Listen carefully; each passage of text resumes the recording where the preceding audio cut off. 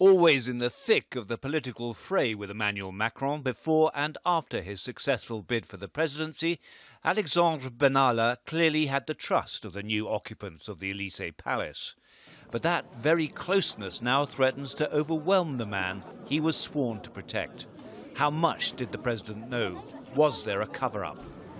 Benalla was filmed at the May Day protests in Paris this year wearing a police armband and carrying a police radio.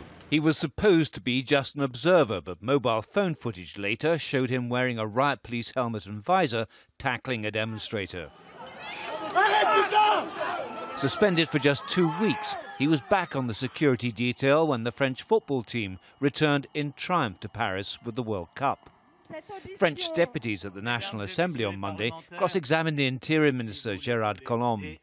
Why did it take 2.5 months before a prosecution was brought against the bodyguard? He sounded like he was passing the buck. With the office of the president and the police prefecture having all necessary information to take action, I considered the facts that were flagged were being dealt with the appropriate level, so I did not get involved further in this issue. When President Macron was elected last year, he promised to bring a new face to the Élysée with accountability and transparency. But opposition MPs saying he's proving the opposite. The hearing of the Interior Minister that lasted 2.5 hours confirmed the worst suspicions we had, namely that there is in fact a parallel structure in our country which would fall under the presidency of the Republic.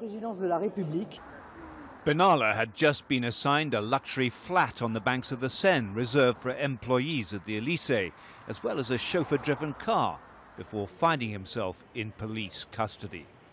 As for President Macron, already accused of being elitist by his enemies and out of touch with ordinary people, he's seen his popularity ratings drop to just 39%.